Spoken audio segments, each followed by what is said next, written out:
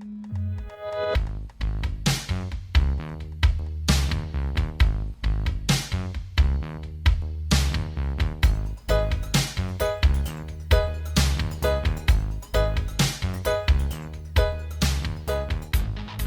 guys, Ken here, Postcards from Cebu. Wanted to give you a little update, what's going on regarding Vivian's immigration to the U.S. Today, today, I forget what today is, the 3rd or 4th of April. I guess it's the 4th of April in the Philippines now. Now that here in Maryland we're on daylight savings time, so there's a 12-hour time difference. The Vivian is 12 hours ahead of me. She's always ahead of me anyway.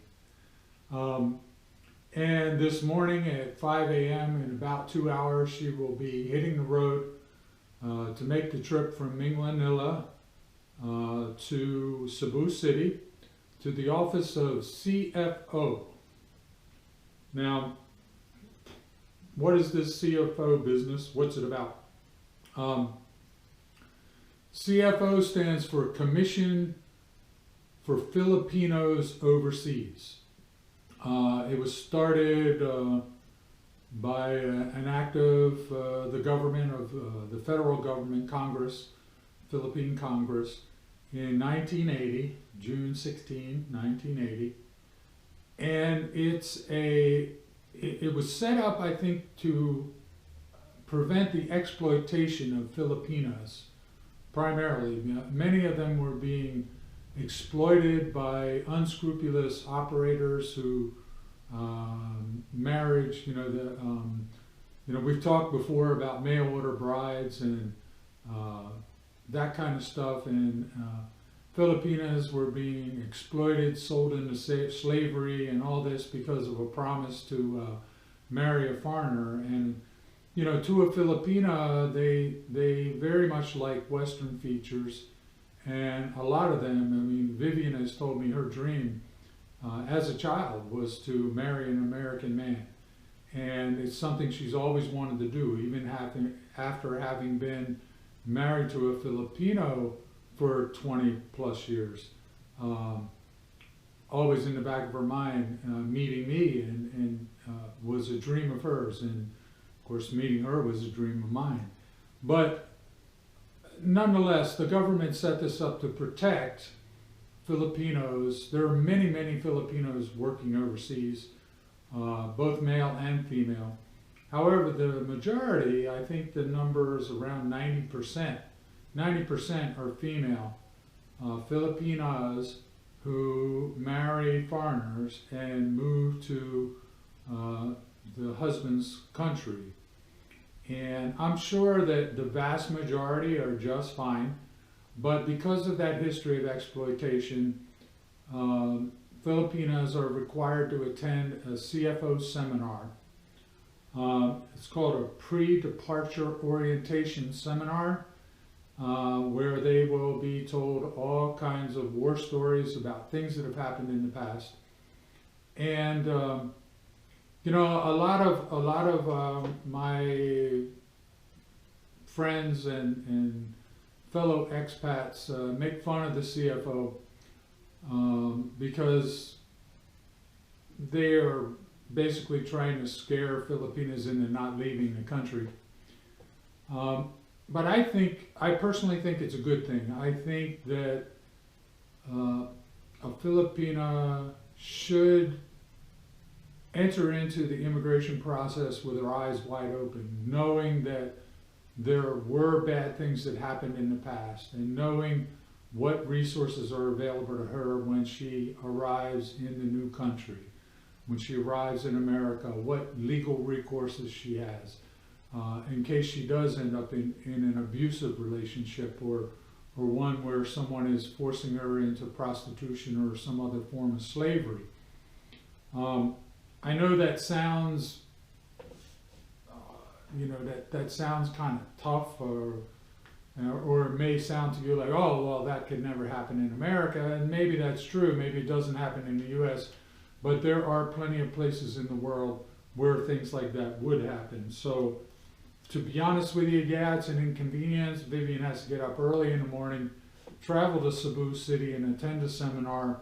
But quite frankly, I personally think that the Philippine government is doing the right thing by asking these young ladies to attend a seminar, especially like in the case of Vivian and I. We're older. Vivian's 48, I'm 60 years old. We're not the spring chickens anymore. But a lot of these young Filipinas, 20 years old, 22 years old, are marrying older Western men. And they have not had as much life experience as, say, Vivian and I have had. So I think it's a good thing that they attend the seminar, that they be made aware. It may not happen to them, and I would say in the vast majority of the cases, abuse and things like that do not happen.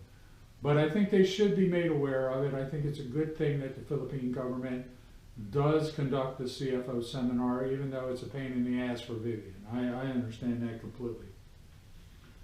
They do ask for an awful lot of documents, a lot of documentation. Some of that I imagine is just covering their own ass. But also I think, one of the things I've read, for instance, with marriage certificates, is that, there is a lot of corruption in the Philippines. And so a guy could say, go pay the local municipal to generate a marriage certificate, even though it's not legitimate. Of course, Vivian and I have a legitimate marriage certificate. And then we take our legitimate certificate to the National Statistics Office, I think it's called NSO, and they generate a national marriage certificate. Of course, now Vivian has a copy of that. It took a month after we were married, but we now have a copy of the NSO marriage certificate. Okay. And I think in Vivian's case, it won't be too big of a deal because she is older and she's not stupid, not by any means. Vivian's actually very, very intelligent. They do have to pay a fee of 400 pesos, but hell, every step of this process, we're paying fees. I'm paying fee $420 to USCIS just to start the I-130 process. There's a fee for everything, every step of the way. It's like the old saying, there is no free lunch, right? What Vivian has to do is what they call their Guidance and Counseling Program, CFO GCP. So part of the Philippine Citizenship, Retention, and Reacquisition Act of 2003. She has to take 2 forms of ID, and once again, the purpose is to educate these girls, because in the past there has been a lot of exploitation. They've been the victims of abuse, domestic violence, sold into slavery or prostitution, very nasty things. And once again, I do not mind the Philippine government taking the step to educate these young ladies. I think it's a very smart thing to do. So Vivian, in her visa has not come through yet. So she we just started the paperwork, and the visa has not happened yet. Our paperwork is still with Customs and Immigration, USCIS. So after Vivian takes the seminar, she will be given a certificate. She will have to go back a second time after she receives the visa from the U.S. State Department. Once she receives the visa, she will go back with her certificate and get a sticker to go into her passport. And that sticker is the clearance for her to leave the country when the time comes to make that trip to Maryland. Ooh, I can't wait. I tell you guys, I love my Vivian so much, and I cannot wait for her to make that trip. Anyway, guys, so there's the update. This morning, Vivian's off to CFO to take her seminar, get her certificate. Subscribe button up there, hit that subscribe button. We love you guys. Comments, feel free. Leave any comments below, questions. Hit me up. I answer every question, assuming it's appropriate, of course. And, oh, just as an aside, as I was doing a little research right before making this video, as of 2010, that was 6 years ago, but as of 2010, there were 2,882,000 Filipinos in the United States. So the U.S. is by far the biggest, most popular destination for Filipino brides. Thanks, guys. Thanks for watching. Talk to you later.